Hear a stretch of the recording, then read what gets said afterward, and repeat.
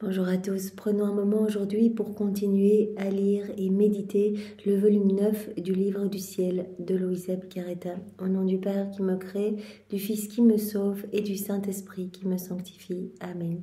Jésus, une fois de plus, nous entrons en toi, dans ta divine volonté, nous nous fondons en toi, nous nous consumons en toi d'où Jésus nous perdons le rien, le néant que nous sommes, nous nous identifions à toi, nous nous unissons à toi, nous nous unissons à ta divinité, à ton humanité, à ta volonté. Nous fusionnons nos volontés dans la tienne. Nous te les offrons, Seigneur. Nous venons les déposer au pied du trône de l'Éternel. Nous les attachons avec la volonté de Maman Marie et nous te supplions de te servir de nos volontés comme fondation, comme marchepied pour établir ton royaume en nos cœurs.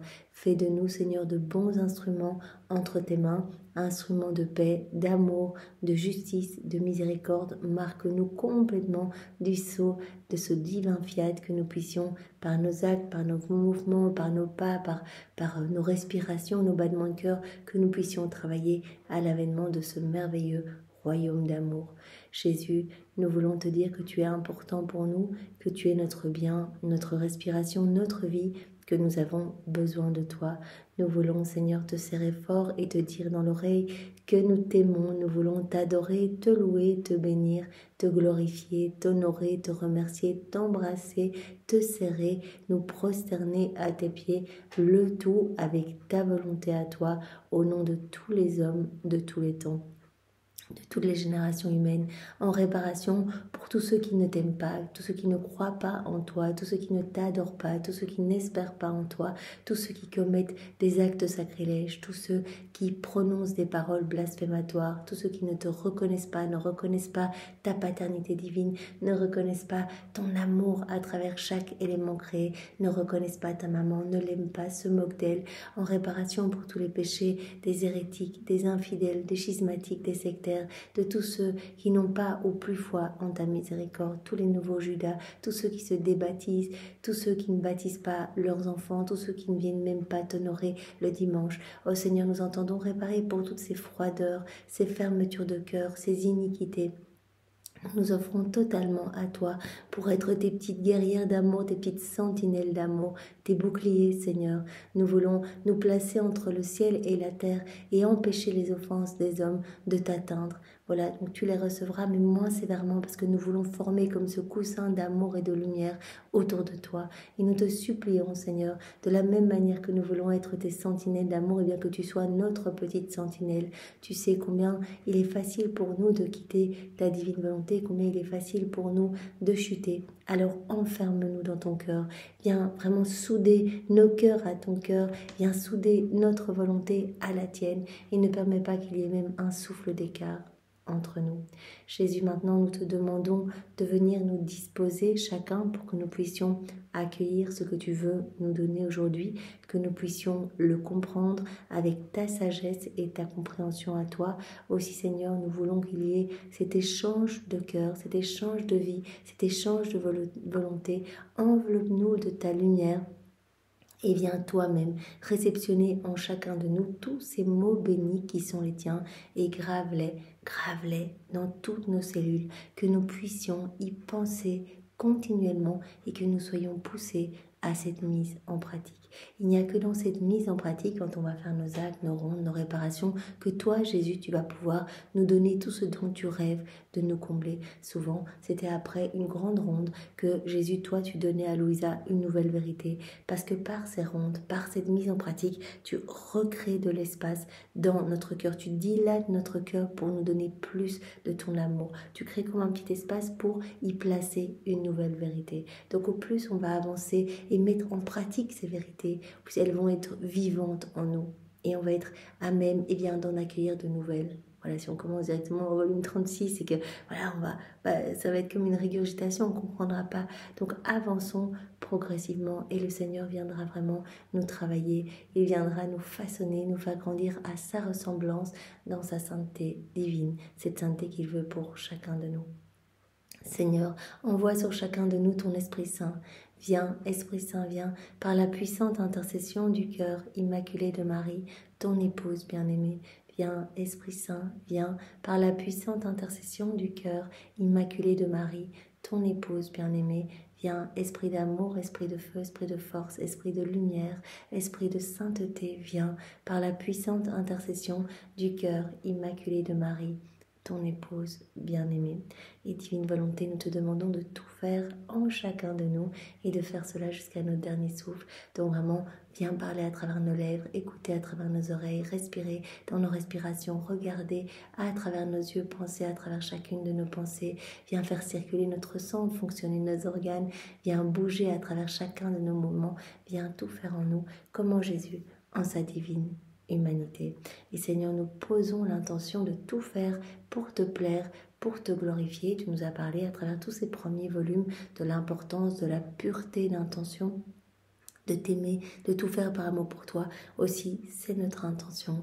Voilà Seigneur, c'est ce que nous voulons, et nous voulons orner tous nos actes jusqu'au dernier que nous ferons, notre dernier souffle. Nous voulons orner chacun de nos actes de toutes les paroles de notre Père, et du ad gloriam Dei, tout pour ta gloire Seigneur. Alors donc nous avons travaillé ce volume 9 de la même manière que nous avons travaillé les précédents, c'est-à-dire par chapitre, par thématique, pour vraiment ancrer ces vérités, pour voilà, les mettre ensemble et les mastiquer, les mâchouiller, pour pouvoir vraiment les rendre vivantes en nous. Alors Jésus, tu nous as dit au chapitre 1, laisse-toi transformer avec toute une série de points. Tu nous as parlé de l'amour vrai, aime-moi, fais tout par amour pour moi.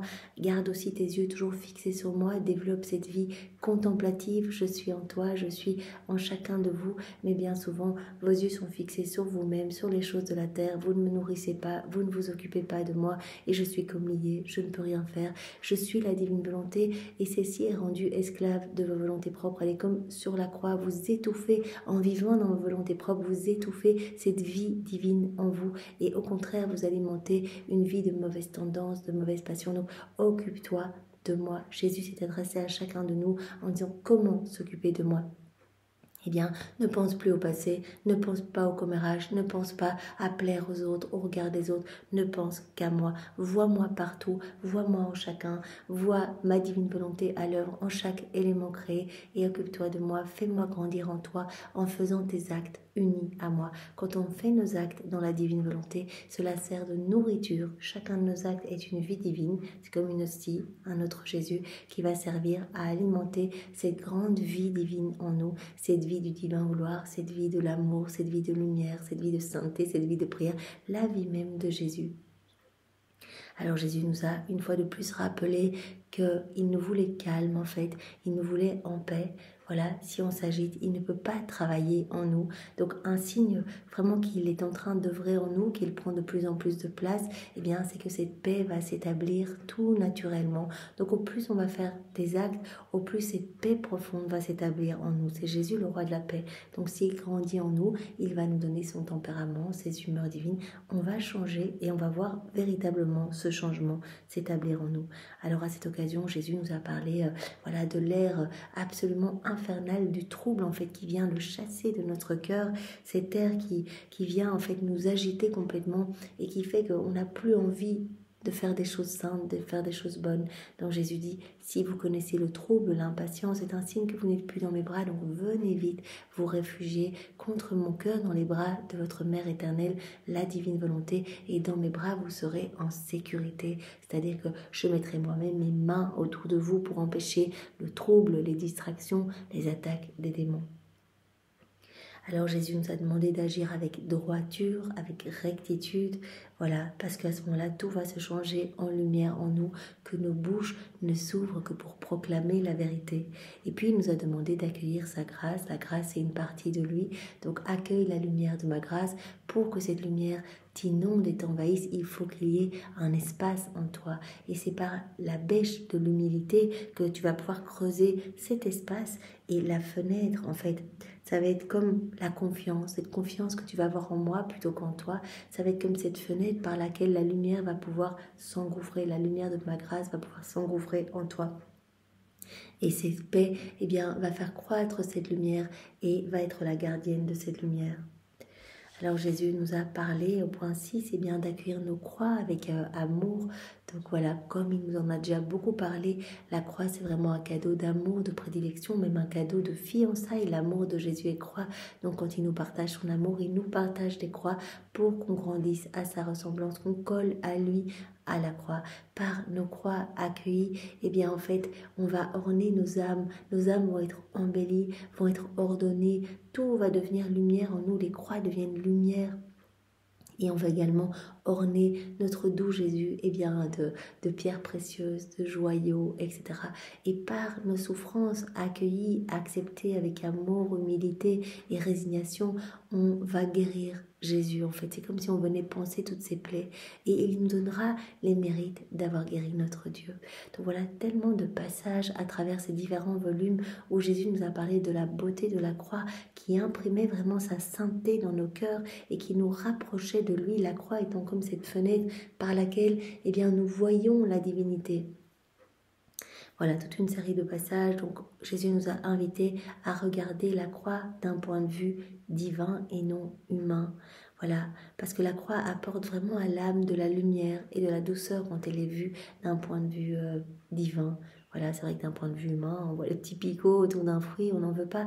Mais Jésus dit, moi je suis dans chacune des souffrances. Prenez le temps de retirer ces petits picots et je suis là. Et ce fruit sera succulent et vous façonnera. Vraiment, ça va...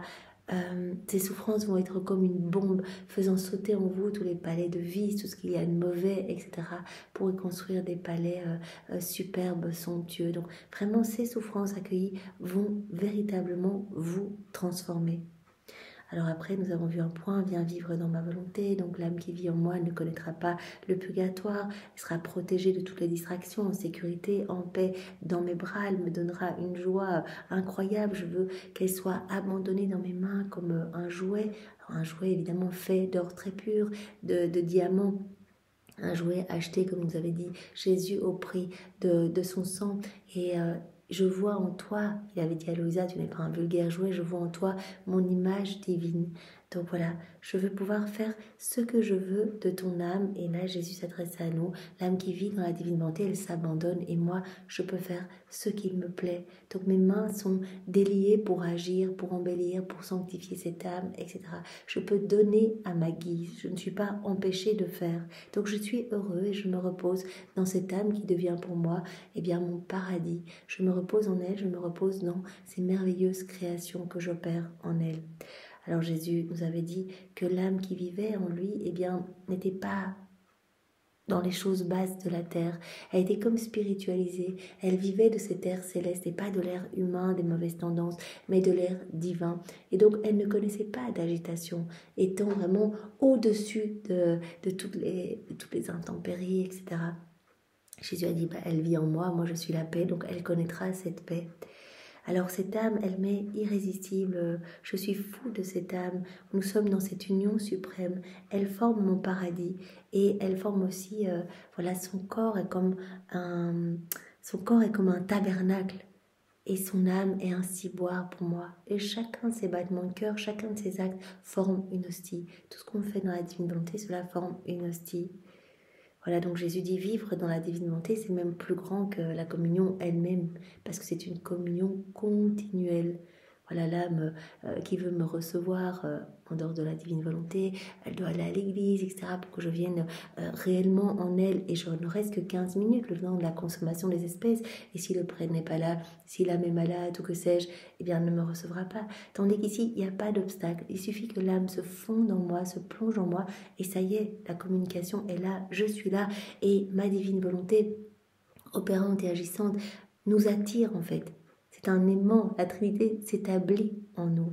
Le Père, Jésus, l'Esprit Saint, et dans chacun de nos actes, il y a tout. Les saints viennent s'y déverser, Maman Marie, ses actes, toute la création, la Trinité même s'y reproduit. Donc c'est vraiment très très beau, et vivre dans la divine volonté, comme nous l'a dit Jésus, c'est le prodige des prodiges, c'est le miracle des miracles, c'est même plus grand que la communion elle-même. Alors, on a attaqué il y a 2 jours ce chapitre 2, « Laisse-moi t'enseigner ».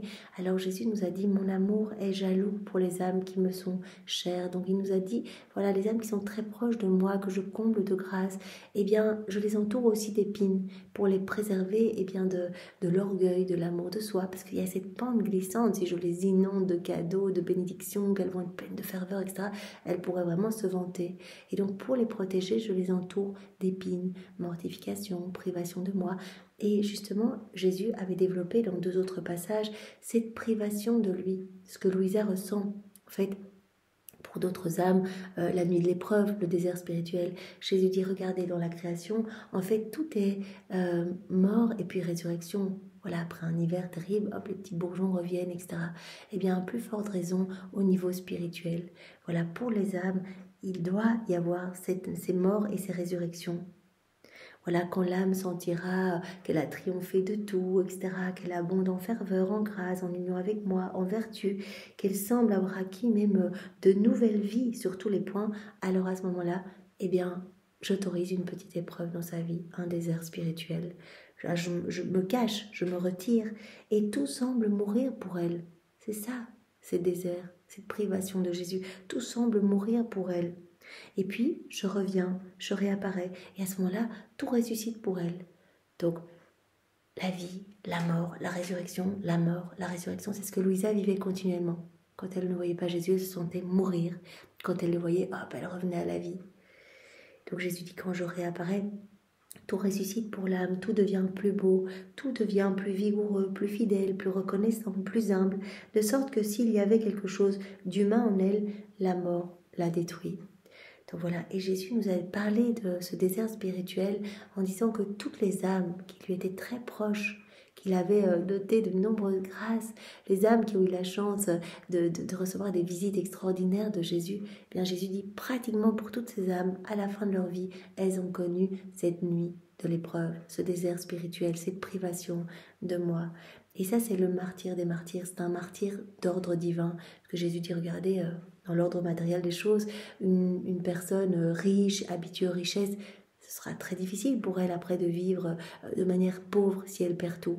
Eh bien, combien plus quand je dote, quand j'orne une âme des richesses spirituelles, ces richesses vont pénétrer jusque dans ses fibres les plus intimes. Eh bien, quand je me cache, quand elles sont privées de moi, mais elles meurent littéralement. C'est une souffrance inouïe. Et en fait, cela vient purifier leur âme. C'est comme un purgatoire pour ces âmes, en fait.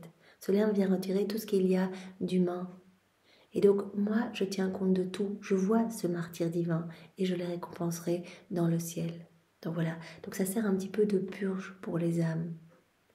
Et ça sert aussi, eh bien, de permettre à des âmes qui se sont éloignées du cœur de Jésus de revenir à son cœur. Donc toutes les âmes qui prennent le chemin de la perdition, quand des âmes vivent ces privations de Jésus, Jésus qui veut avoir des âmes compagnes de cet abandon qu'il ressent, eh bien quand ces âmes offrent leur souffrance, ces âmes, prenant ce chemin de leur perte, reviennent à Jésus, retrouvent comme le chemin des bras de leur Père.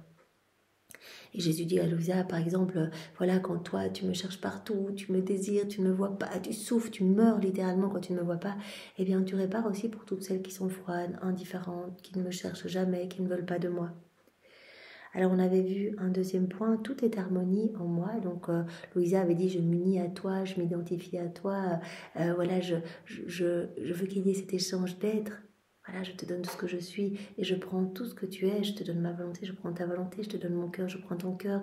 Je te donne tout et je prends tout de toi et je prends aussi ta béatitude.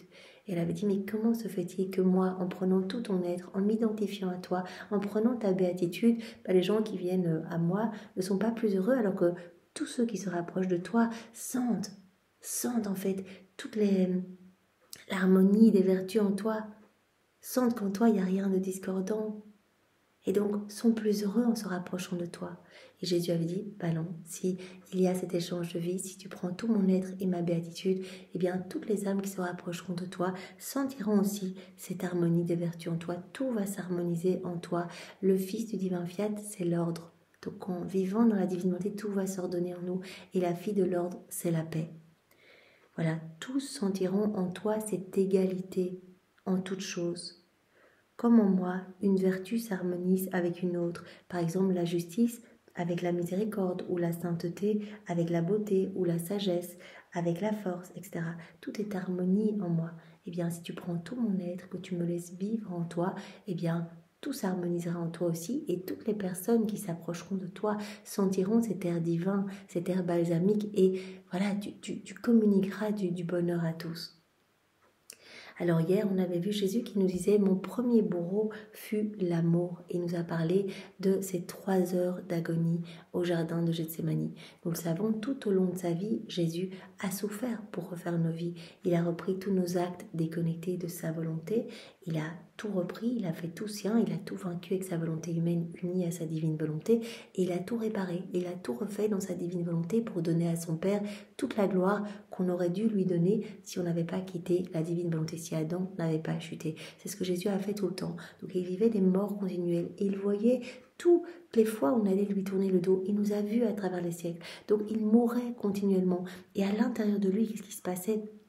Tout n'était que fouet de feu, tout n'était que flagellation, que clou dans ses mains pour nos actes déconnectés de sa volonté, ou clou dans ses pieds pour nos pas déconnectés de sa volonté, qu'épine dans ses yeux, etc.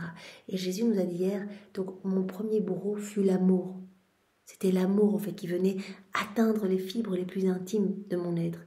Durant ma passion, ce que vous connaissez de par les évangiles, eh bien, les bourreaux m'ont flagellé partout. C'est vrai que toutes les parties de mon être ont été atteintes. Mais ce n'était que l'écorce de mon humanité. Tandis qu'à l'intérieur de moi, eh bien, c'était l'amour qui me flagellait dans les fibres les plus intimes, qui me clouait, qui me perçait. Tout était feu en moi. Et Jésus a dit, tout ce que j'ai vécu durant ma vie, je l'ai ressenti en une fois et de manière plus intense au jardin de Gethsémani, au point d'en transpirer du sang. Donc, mon bourreau éternel, l'amour. Donc j'ai vécu cette passion de l'amour au jardin de Gethsémani, ainsi que cette passion des péchés. Voilà. Et donc Jésus nous a dit, ce que mes bourreaux m'ont infligé là extérieurement sur l'écorce de mon humanité, eh bien ce n'est rien d'autre que la double passion que l'amour et le péché m'ont fait subir. Donc Jésus a vécu ces 3 passions, mais il dit ce que j'ai vécu fin de ma vie, là, c'était rien du tout, c'était à l'extérieur, et le simple fait de savoir que ça allait s'arrêter, c'était déjà un soulagement. Mais là, ce que je vivais à l'intérieur, ça s'arrêtait jamais, et ça a commencé depuis l'instant 1 dans le sein de ma maman. Donc vous voyez déjà Jésus, on a pu voir cela dans les 9 excès d'amour, Jésus déjà couronné d'épines, flagellé en sang, etc. Terrible. Donc toutes ces petites morts, voilà, Jésus les a vécues par amour pour nous permettre de récupérer ce royaume qu'Adam nous avait perdu. Et Maman Marie a tout vécu en union avec Jésus. Donc mon premier bourreau fut l'amour. Et puis à la suite de cela, voilà, Jésus nous a dit, voilà, comme l'amour a été feu pour moi, a été mon premier bourreau, je veux que l'amour vous travaille aussi. Et c'est là que nous avions vu un passage que nous avions déjà vu dans le volume 8, où l'amour de Dieu ne dit jamais c'est assez. Donc Jésus nous a dit, mon amour veut vous mettre en pièces, veut en fait vous vider complètement de vous-même pour vous remplir de Dieu. Et c'est vrai que le travail de l'amour peut un petit peu nous affoler parce que l'amour de Jésus est croix, donc les croix, voilà, on peut avoir envie de les rejeter, mais Jésus nous a dit, quand vous verrez eh bien que vos laideurs se sont changées en beauté, que ce travail de l'amour en vous aura changé vos misères en richesse, quand vous verrez que votre vulgarité se sera changée en noblesse, eh bien vous chanterez avec moi les gloires de l'amour.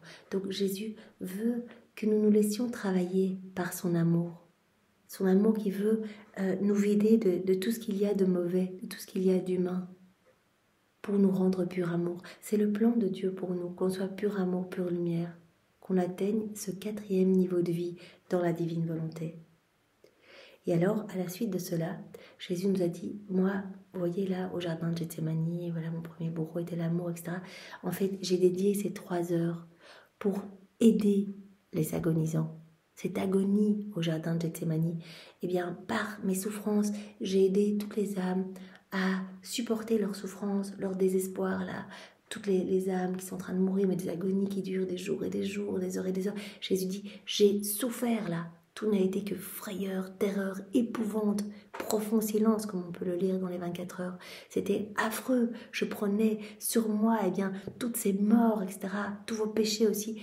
Eh bien, ces 3 heures, j'ai aussi aidé les agonisants pour bien mourir, pour vivre ces moments d'angoisse intense. Et les 3 heures de mon agonie sur la croix, là, tout n'était que paix, tout n'était que tranquillité en moi. Là, j'ai voulu donner de l'aide au moment où les agonisants vont remettre leur dernier souffle. Donc, par les 3 heures au jardin de Gethsémani, j'ai aidé les agonisants. Je leur ai apporté aide, réconfort, espoir, etc. Et par les 3 heures de mon agonie sur la croix, j'ai voulu aider pour le tout dernier moment, pour que les âmes me donnent leur oui, en fait les entourer de ma paix, de mon amour, de mes souffrances, etc. Voilà. Et on sait qu'il y a des autres heures où Jésus aide aussi les agonisants. Vous vous rappelez par exemple quand il se rend au Cénacle, donc il dit au revoir à sa maman, il se rend au Cénacle, et là il prie pour les agonisants. Il prie, il voit le jour se coucher, comme ça dit qu'il va s'éteindre, et donc il offre ses pas pour ceux qui ne vont pas s'éteindre en lui. Il veut donner du réconfort à tous, et donc on peut lui réoffrir ses propres réparations, ses propres prières pour aider les agonisants. Mais donc là, Jésus dit, n'ayez pas peur. La mort, en plus, change tout. Donc si, durant votre vie, vous avez vécu des choses difficiles, des calomnies, etc., parce que vous m'avez aimé, par exemple, eh bien, au moment de la mort, le voile va se déchirer. Je permets ce voile pour ne pas que vous vous enorgueillissiez trop, pour ne pas que vous tombiez dans cette pente de l'amour-propre. Donc, j'autorise cela. Comme Jésus nous l'a dit, c'est ces petites épines qui entourent ces âmes chères. Et au moment de la mort, il n'y aura plus besoin de ce voile. Le voile va se déchirer et tous vont pouvoir reconnaître en fait ce travail divin en vous. Comme Jésus a dit, mais moi, durant ma vie, on m'a méprisé, regardez là, les 24 heures de ma passion, tout le monde me crachait dessus, on me lançait des seaux d'ordures, etc. Même les larrons, au début, m'insultaient, les personnes au pied de la croix, etc. Quand je suis mort, en fait, toute la création et tous les hommes là au pied de la croix m'ont reconnu comme fils de Dieu. Celui-ci était vraiment le fils de Dieu et tous ont plié le genou. Donc Jésus dit, avec la mort, il se passe quelque chose de beau. Le voile se déchire. Et Jésus nous a dit également que voilà, qu'on ne devait pas s'inquiéter parce que voilà, il avait dédié 6 heures de sa passion pour aider les hommes à bien mourir.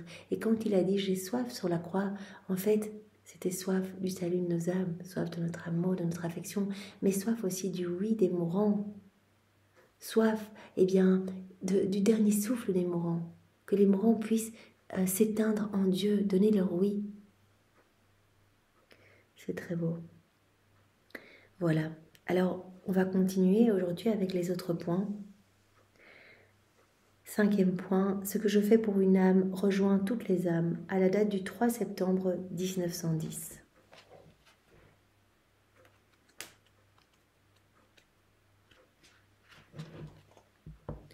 Me trouvant dans mon état habituel, Jésus très saint vint sous la forme d'un enfant. Il m'embrassa, me serra et me caressa longuement. J'étais surprise qu'il me fasse de telles démonstrations d'affection, moi si misérable. Je lui rendais ces marques d'affection, mais timidement. Par une lumière qui sortit de lui, il me fit comprendre que lorsqu'il vient, c'est toujours un grand bienfait, non seulement pour moi, mais aussi pour le monde entier, parce qu'en aimant une âme et en se déversant en elle, il atteint l'humanité entière. Déjà, dans le volume précédent, Jésus avait dit « Je ne viens jamais inutilement visiter une âme. Quand je la visite, je l'inonde de grâce, de bénédiction, de caresses. Je fais grandir aussi la vie de l'amour en elle. » Donc, on avait vu aussi dans un autre point que chacun des actes que l'on fait dans la divine volonté, c'est une rencontre avec Jésus. Jésus avait dit « Comme j'ai rencontré ma maman sur le chemin du calvaire, eh bien... » Vous jouez l'office de maman pour moi en fait. Par chaque acte que vous faites uni à moi, quand je fais ma vaisselle dans la divine volonté, je nettoie, je marche, je parle, je dors dans la divine volonté, eh bien, ce sont comme autant de rencontres. Et Jésus dit, je ne viens jamais sans rien. Donc, je donne toujours quelque chose à l'âme. Donc, le ciel va s'ouvrir au-dessus de vos têtes. Vous allez recevoir des torrents de grâce et de bénédiction. Et quand je donne à une âme, en fait, je donne à travers cette âme, je touche toutes les autres âmes.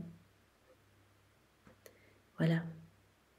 Jésus m'a fait comprendre, donc par une lumière, donc là ici Jésus vient embrasser Louisa, bébé Jésus, quand elle est en dehors de son corps, et il lui fait comprendre par une lumière intellectuelle que c'est toujours un grand bienfait quand il vient visiter une âme, non seulement pour cette âme, mais aussi pour le monde entier, parce qu'en aimant une âme et en se déversant en elle, il atteint l'humanité entière. En fait, en cette âme, il y a plusieurs liens, la liant à toutes les autres âmes. Voilà. Il vient visiter Louisa. Enfin, Louisa, c'est notre chef de file. On sait que Jésus travaille toujours avec une âme pour donner après à tous, comme il l'a fait en Maman Marie, qui est la dépositaire de tout ce qui est relatif au royaume de la rédemption. Et Louisa est dépositaire de tout ce qui est relatif au royaume de la divine volonté. Mais Jésus va plus loin et dit, quand je viens visiter une âme, en fait, je donne des grâces à tous. Voilà, parce que vous faites partie d'une famille humaine. Donc, en cette âme, il y a des liens qui la lient à toutes les autres âmes, des liens de ressemblance, des liens de paternité ou de filiation, de fraternité, d'avoir tout été créé par mes mains, d'avoir tout été racheté par moi, ce qui fait que toutes sont marquées de mon sang. Par conséquent, quand j'aime, nous dit Jésus, quand je donne des faveurs à une âme, les autres aussi sont à travers cette âme aimé et favorisé, sinon complètement, du moins partiellement. Quand je viens te visiter, eh bien, toutes les autres âmes vont recevoir quelque chose. Et nous, quand on fait nos petits actes, bon, Louisa, c'est notre chef de file, donc on est ces petites âmes, on essaye de faire nos actes en union avec Jésus. Chaque fois, c'est une rencontre, donc tous les saints, les bienheureux sont en train de préparer des banquets, des noces en ciel. C'est comme une union parfaite, une union suprême, comme Jésus nous a dit il y a quelques jours. C'est comme un mariage à chaque acte que nous faisons. Et donc, il va nous donner énormément quand on va faire ces actes. Jésus dit, c'est comme une pluie de lumière. À chaque fois, je prononce mon fiat créateur sur votre âme et quelque chose se crée en vous. Nouveaux cieux, nouvelle sainteté, nouvelle beauté, nouvelle floraison. À chaque fois, eh bien, je prononce également les paroles de la consécration. Vous devenez vraiment hostie vivante pour moi. À chaque fois, je dilate votre âme pour vous donner plus de mon amour. Et à travers vous, toutes les âmes vont recevoir quelque chose. Ça, on le sait. On fait un acte dans la divine volonté. Notre acte va être investi de cette puissance créatrice, de cette puissance divine. Et donc, toutes les âmes du passé, autour de nous et du futur, vont recevoir quelque chose. Jésus dit, toutes vont recevoir. Maintenant, en fonction de leur ouverture de cœur, beaucoup vont laisser ces grâces glisser sur la paroi hermétique de leur cœur. Mais toutes recevront quelque chose à travers toi que je touche, à travers toi que je viens visiter, à travers toi que j'embrasse, à qui je donne tous ces témoignages et ces marques d'affection. Je touche tous mes enfants, parce que vous êtes une famille humaine. Vous avez ces liens de filiation, de fraternité, de ressemblance. Vous avez tout été créé par mes mains. Vous êtes tous frères et sœurs. Vous avez toutes vos âmes ont été rachetées par moi. Vous avez toutes été marquées par mon sang. Par conséquent, quand j'aime et je donne des faveurs à une âme, toutes les autres aussi sont aimées et favorisées, sinon complètement, du moins partiellement. C'est pourquoi en venant à toi, pendant ce temps de fléau, et en m'embrassant, me caressant et me regardant, Jésus très saint. Donc en venant à moi pendant ce temps de fléau, en m'embrassant, me caressant et me regardant, Jésus très saint voulait rejoindre en fait toutes les autres créatures et les épargner en partie, sinon complètement. Dès que Jésus vient visiter Louisa, quand elle le voit physiquement, etc. Mais nous, quand Jésus vient nous visiter, chaque fois c'est une visite, quand on fait un acte dans la divine volonté, on le laisse en fait prendre plus de place en nous, on laisse sa divine volonté se déployer, agir, opérer à partir de notre humanité. Et bien Jésus visite à chaque fois toutes les âmes. Toutes les âmes sont visitées. Voilà. Donc certaines vont recevoir des grâces de repentir, d'autres de conversion, d'autres vont retourner à l'église après des années où elles n'y avaient plus été, d'autres vont aller se confesser, d'autres vont découvrir les écrits du ciel, donner leur oui. Jésus dit, vous travaillez à l'embellissement des générations humaines. Vous travaillez à peupler aussi le royaume de ma divine volonté. Un acte, une personne qui découvre la divine volonté, qui donne son oui, sans compter donc les milliers d'autres âmes qui vont se disposer par un retour à Jésus, qui vont se disposer à accueillir ce cadeau de la vie dans la divine volonté. Voilà. Donc en venant te visiter, en te caressant, en t'embrassant, en te regardant, en fait, je voulais rejoindre toutes les autres créatures, je rejoins toutes les autres âmes et je les épargne en partie, sinon complètement des fléaux. Par la suite, je vis un jeune homme, je crois que c'était un ange, qui marquait ceux qui devaient être affectés par des fléaux. Il semblait aller auprès d'un grand nombre de personnes. Bon, les châtiments sont nécessaires et comme nous a dit Jésus, tout s'harmonise dans les vertus, dans les attributs divins. Donc, justice et miséricorde vont toujours de pair. Donc, quand il y a l'exercice de la justice divine, que les châtiments doivent se déployer, eh bien, il y a toujours des grâces de conversion qui y sont attachées.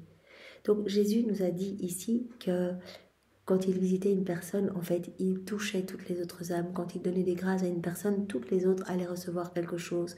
Et d'ailleurs, cela nous fait penser aussi quand Jésus dit au revoir à sa maman, cette première heure de la passion, voilà, où il vient, en fait, il demande à sa maman une bénédiction pour lui donner cette bénédiction, pour la rendre forte pendant cette passion.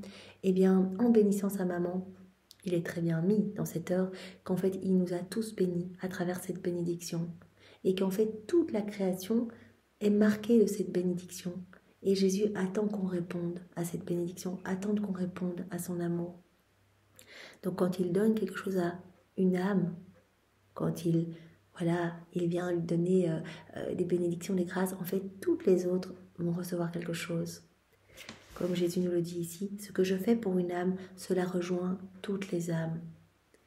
Alors, point 6, l'amour, la soif de la vérité et la droiture, tout cela rend l'âme semblable à moi, nous dit Jésus, à la date du 11 septembre 1910. J'étais dans mon état habituel et il me semblait que mon confesseur voulait que je souffre la crucifixion. Après quelques démêlés, le bienveillant Jésus coopéra quelque peu et me dit « Ma fille, à cause du monde, je n'en peux plus. Beaucoup me remplissent d'indignation et m'arrachent les fléaux des mains par la force. » Pendant qu'il disait cela, il me sembla qu'une pluie de rue endommageait les vignobles. Donc, les hommes me remplissent d'indignation, les hommes par leur mauvais comportement, leur mauvaise attitude, les hommes en se détournant de moi, m'arrachent les fléaux des mains. Jésus nous a dit dans un autre passage que tout ce qui arrive de mauvais, là, tout ce qu'on connaît, les iniquités, etc., tout cela provient de cette déconnexion de la volonté humaine avec la divine volonté. Adam, s'il a péché, c'est parce qu'il a oublié que Dieu l'aimait, et donc il a oublié de répondre à son amour. Et Jésus nous disait aussi que tous les maux qu'on peut connaître aujourd'hui, c'est aussi parce qu'on a oublié la passion de Jésus. Parce que si on avait toujours en tête cette passion, eh bien, on serait consumé par cet amour de Dieu. Et donc, on penserait tout le temps à répondre à cet amour. Donc, l'homme est si mauvais, centré sur lui-même, et il arrache des mains de Dieu les fléaux. Parce que Jésus dit, c'est comme un énième stratagème d'amour. Ces fléaux, ces châtiments, c'est pour essayer de sauver les âmes. Si les champs sont détruits, si des biens matériels sont détruits, etc., vous pouvez encore replanter, reconstruire. Mais si une âme se perd, qui me la rendra ? Et puis Jésus avait dit aussi, voilà, j'ai tout fait pour l'homme. Toute la création s'est faite pour l'homme. Et l'homme, il a été fait pour nous. Mais l'homme ne veut pas de nous. Et donc, il est en train de s'enorgueillir et il s'attache aux choses créées. Donc, comme il s'attache aux choses créées, on est obligé de détruire les choses créées. Pour qu'à un moment, il se rende compte que peut-être, c'était éphémère. Et qu'il n'a pas à s'attacher à tout cela. Et qu'il revienne et qu'il reprenne le bon chemin. Alors j'ai prié pour mon confesseur qui semblait se trouver là, donc à l'endroit des fléaux. J'ai voulu lui prendre les mains pour que Jésus le touche, et il me sembla que Jésus fit ainsi. Je priai Jésus de dire à ce prêtre ce qu'il attendait de lui. Jésus lui dit, « Je veux l'amour, la soif de la vérité et la droiture. » Donc Louisa, elle prend, ça se passe toujours au niveau spirituel, elle prend les mains de son confesseur et elle vient les mettre dans les mains de Jésus et elle dit à Jésus, « Indique-lui ce que tu attends de lui. » Et Jésus dit, ce que j'attends, c'est l'amour, c'est la droiture et la soif de la vérité. Voilà, quand une âme ne possède pas ces trois qualités, elle est dissemblable de moi. C'est moi la vérité, c'est moi l'amour, et tout en moi est harmonie, tout en moi est droiture. Donc ce que j'attends des âmes, ici, Louise a dit, dis ce que tu veux dire au confesseur, qu'est-ce que tu attends de lui ? Et Jésus répond, l'amour, la soif de la vérité et la droiture. Ce qui contribue le plus à rendre une créature différente de moi, c'est de ne pas posséder ces trois qualités. Ensuite, en prononçant le mot amour, il sembla sceller d'amour tous les membres, le cœur et l'intelligence du prêtre. Oh, comme Jésus est bon. Donc là, À nouveau, c'est une communication substantielle. Il parle de quelque chose directement, en fait, il l'infuse. Voilà. En prononçant le mot amour, Louisa, elle voit que son confesseur est tout rempli d'amour, est tout marqué d'amour. Que son cœur, son intelligence, tous ses membres étaient scellés d'amour. Donc voilà, l'amour, la soif de la vérité et la droiture, eh bien cela rend l'âme semblable à Jésus. Et dernier point de ce chapitre 2, alors Jésus nous dit « Je suis infini, je suis puissant et je peux faire passer des multitudes par des portes étroites » à la date du 16 mars 1910.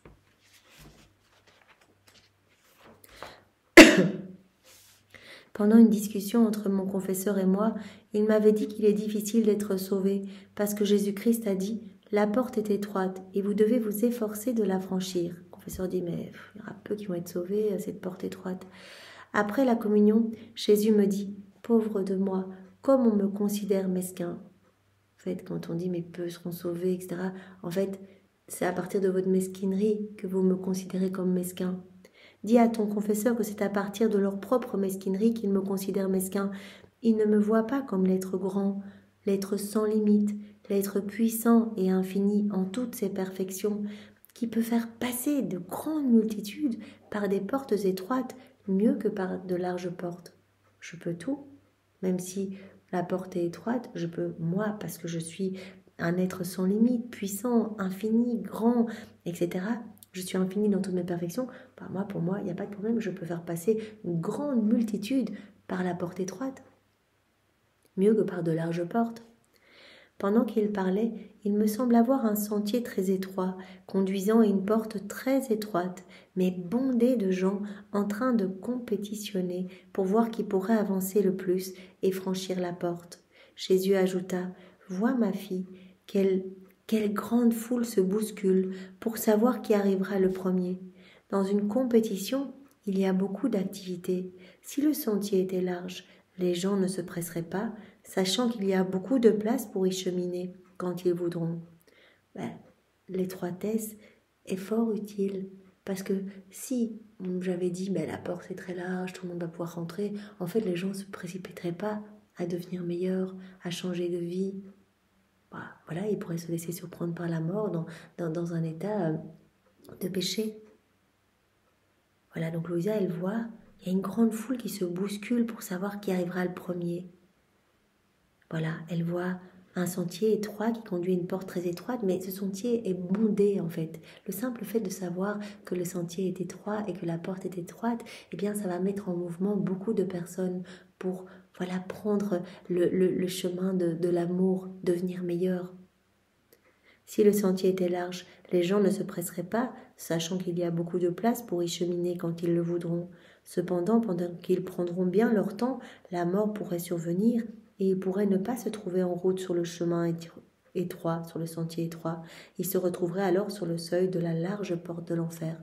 Parce qu'il avait dit, la porte est très large, tout le monde peut passer. En fait, les âmes ne se préoccuperaient pas d'essayer de devenir meilleures.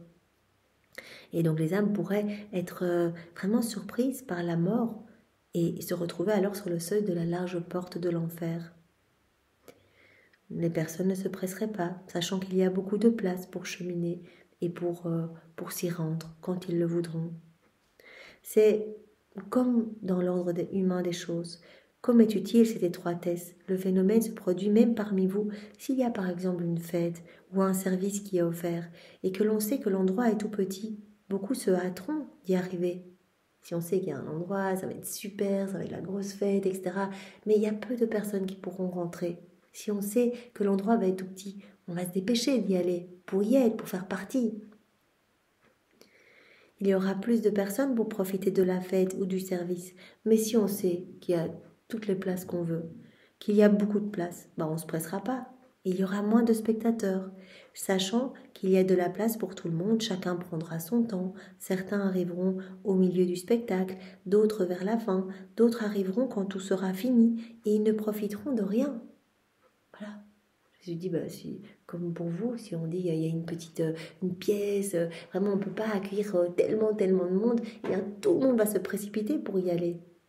Et ce sera rempli. Mais si on dit, il y a toute la place, voilà, il y a de la place pour tout le monde, eh bien les personnes ne se précipiteront pas, arriveront peut-être au milieu de la fête, ou même à la fin, au milieu du spectacle, ou d'autres à la fin, d'autres arriveront même quand tout sera fini, et ils ne profiteront de rien. Il en va ainsi concernant le salut. Si son sentier était large, peu se hâteraient d'arriver, et la fête du ciel serait pour peu de personnes. Voilà, si Jésus avait dit, ben, le sentier est super large, et voilà, mais personne en fait se hâterait de devenir meilleur, etc. Mais le fait que Jésus nous ait dit, la porte est étroite et vous devez vous efforcer de la franchir, eh bien, cela nous met en mouvement, cela nous motive à devenir meilleurs. Donc, comme dit Jésus, il en va ainsi pour le salut. Si son sentier était large, peu se hâterait d'arriver, la fête du ciel serait pour peu de personnes. Donc voilà, Jésus dit, maintenant, ne me considérez pas comme mesquin, parce que c'est par rapport à vos mesquineries à vous que vous me voyez comme ça. Moi, je suis un être grand, sans limite, je suis puissant, je suis infini en toutes mes perfections, et je peux faire passer de grandes multitudes par des portes étroites, mieux que par de larges portes. Voilà, je peux faire rentrer tout le monde par ces petites portes. Et cela me fait penser, eh bien, voilà, Jésus qui nous parlait de cette pêche miraculeuse. Donc au moment on va mourir, eh bien, il y a une heure où Jésus vient se montrer. Voilà, il montre tout son amour, etc. Et il dit, en fait, c'est vraiment à ce moment-là que beaucoup d'âmes me donnent leur oui. Il y a beaucoup d'âmes qui sont sauvées à ce moment-là en me voyant dans la pêche miraculeuse. Alors, comment comprendre des saints qui ont vu voilà, les âmes arriver en enfer comme des flocons de neige, voilà, la Vierge Marie qui dit mais il y a tellement d'âmes qui se dirigent vers l'enfer, etc. Et Jésus qui dit il y a en fait très peu d'âmes qui se perdent, il y a cette pêche miraculeuse. Eh bien, les deux sont conciliables parce qu'en vivant dans la divine volonté, on peut prendre en fait, on peut prendre toute la vie de Jésus, on peut la remettre en mouvement. Toute la passion de Jésus, toutes ses souffrances, son agonie, on remet tout en mouvement. Et les grâces sont déversées dans chaque cœur. On peut recouvrir du sang de Jésus toutes les âmes, des mérites, des fruits de la passion de Jésus, toutes les âmes, pour qu'elles ne se perdent pas. Comme Louisa qui avait dit dans une des heures de la passion, Jésus, s'il te plaît, place-moi à la porte de l'enfer, si c'était possible, avec maman Marie, pour que j'empêche les âmes d'y entrer. Donc les âmes vivant dans la divine volonté, par leurs actes, empêchent les âmes de se perdre. Vous voyez, c'est vraiment par nos actes, en fait. Voilà, les générations s'embellissent et les âmes reviennent à Dieu. Donc voilà, c'est très beau. Et Jésus avait dit aussi que pas une âme n'arrivait dans le ciel sans les heures de la passion. Donc par nos méditations des heures de la passion, qu'on réactualise la passion de Jésus, Jésus dit qu'il sauve une âme par mot. Donc des âmes peut-être complètement centrées sur elles-mêmes, qui ne connaissent pas Dieu, etc. et qui vont en fait recevoir d'immenses grâces au moment de leur mort. Et elles vont être entourées vraiment d'une lumière et donner leur oui. Voilà. Et par chaque méditation, Jésus sauve une âme par mot. Donc voilà. C'est très très beau en fait. C'est par les âmes vivantes dans la divine volonté qu'il y a énormément d'âmes qui sont sauvées. Comme dit Jésus, ces âmes concourent à tout le bien qui peut exister sur la terre et dans le ciel. Voilà, elles sont les pieds des missionnaires, elles sont la bouche des prédicateurs, elles sont la force des forts, elles sont la sainteté des saints, elles sont le courage des martyrs, etc. Il n'y a aucune grâce que je n'accorde si ce n'est par le truchement de ces âmes, de ces actes faits dans la divine volonté. C'est très beau. Alors, je pense qu'on va arrêter ici. Voilà, on peut arrêter ici. Comme ça, on n'attaque pas un nouveau chapitre aujourd'hui. Voilà, comme ça nous laisse le temps vraiment de mâchouiller ce que Jésus nous a dit. On n'a pas vu beaucoup de titres aujourd'hui, mais ça permet de les ancrer. Donc, quand Jésus fait quelque chose pour une âme, en fait, il rejoint toutes les autres âmes. Quand Jésus vient nous visiter, quand on fait un acte en union avec lui, toutes les âmes vont recevoir quelque chose à travers les siècles. Il n'y a pas de temps en Dieu. Jésus nous a appelés à toujours être dans l'amour. L'amour, la soif de la vérité et la rectitude. Jésus nous en parlait dans ce volume-ci, mais aussi dans le volume précédent, agir avec vérité, avec droiture, avec rectitude. Alors toute notre âme va s'illuminer comme le soleil qui rentre dans une pièce, et bien à part que les murs de cette pièce ne peuvent pas se transformer en lumière, et nous, quand on agit avec rectitude, tout va se transformer en lumière. Et donc c'est ce qui va nous donner cette ressemblance avec Jésus, devenir amour avoir cette soif de la vérité et agir toujours avec justice, avec droiture, avec rectitude. Voilà, c'est ce que Jésus avait donné comme conseil à travers Louisa pour son confesseur. Et alors Jésus nous a dit, voilà, je suis infini, puissant, et je peux faire passer des multitudes par des portes étroites. Donc, ne me regardez pas comme quelqu'un de mesquin qui ferait passer très très peu, juste les élus, etc. Non, moi je suis infini, je peux faire passer tous mes enfants par des portes étroites, mieux encore que par des portes larges, parce que je suis puissant et que je suis la perfection en tout et que je peux tout faire, et que avoir dit que la porte était étroite, eh bien c'est utile pour que les âmes changent, pour que les âmes puissent se mettre en mouvement. Si je leur avais dit la porte est très large, voilà, eh bien voilà, elles auraient peut-être été surprises par la mort sans faire cette démarche de changer, sans faire cette démarche de devenir amour. Donc parler de cette étroitesse de la porte, c'est très utile. Voilà, c'est comme voilà, pour le salut, si le sentier était large, peu se hâterait d'arriver et la fête du ciel serait pour peu de personnes. Voilà, donc arrêtons-nous ici pour aujourd'hui. Jésus, nous te bénissons, nous te remercions pour tous ces enseignements avec lesquels tu nous abreuves jour après jour. Nous te donnons tes bénédictions à toi, tes remerciements à toi, les remerciements même de Marie, tous ses actes, tous ses pas. On t'offre en remerciement son Immaculée Conception, son Assomption, on t'offre sa tendresse à elle. On te prend dans les bras avec ses bras, on te recouvre de son manteau maternel, voilà, pour te serrer tout contre nos cœurs au nom de tous. On veut également t'offrir tout l'amour de ton Père, l'amour de l'Esprit Saint, cet amour trinitaire.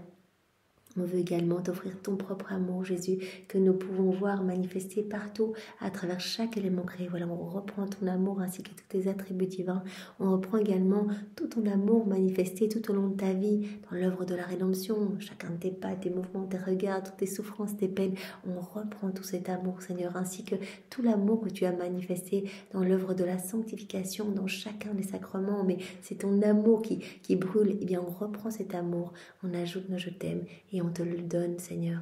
Tout ce paquet d'amour, on te l'offre continuellement à chaque battement de nos cœurs, à chaque battement de nos cils, à chacun de nos mouvements conscients et inconscients. Et on t'offre ce paquet au nom de tous, Seigneur. On veut également t'offrir tous les actes qui ont été accomplis dans ta divine volonté. On sait que chaque acte te donne une gloire parfaite, un amour parfait, une adoration parfaite. Chaque acte forme un soleil étincelant. Eh bien, on reprend tous ces actes qui ont été faits par Adam avant la chute, par Louisa, par les âmes à la suite de Louisa, par Maman Marie, par toi, Jésus. On reprend tous ces actes pour te redonner ces soleils continuellement, ainsi que tous les actes d'amour de tous les saints de tous les temps, tous les prophètes, etc. Tous les saints, on reprend ces actes, on les refait dans ta volonté pour te donner du parfait, Seigneur, et te donner toute la gloire que ces actes t'ont donnée, et donner aux saints bien toute cette gloire accidentelle, cette gloire nouvelle, en réoffrant leurs actes. Et on veut te donner également toute la gloire que tu aurais dû recevoir de ces actes s'ils avaient été accomplis dans ta divine volonté. Voilà, Seigneur, tout ça pour t'inonder d'amour et te dire que tu es vraiment merveilleux et que nous ne voulons jamais être séparés de toi, Seigneur. Que vraiment nous puissions être dans ton cœur et être brûlés, consumés par ton amour et ne voir que des flammes en fait. Que des flammes de ton amour et que les barreaux qui nous empêchent de sortir de ton cœur soient les barreaux de ta divine volonté, Seigneur. Fais de nous ce qui te plaira. Nous t'aimons, que tes plans, que tes desseins d'amour s'accomplissent pour chacun de nous. Sois béni, Seigneur. Au nom du Père et du Fils et du Saint-Esprit. Amen. Belle journée à tous. Soyez tous bénis. Au revoir.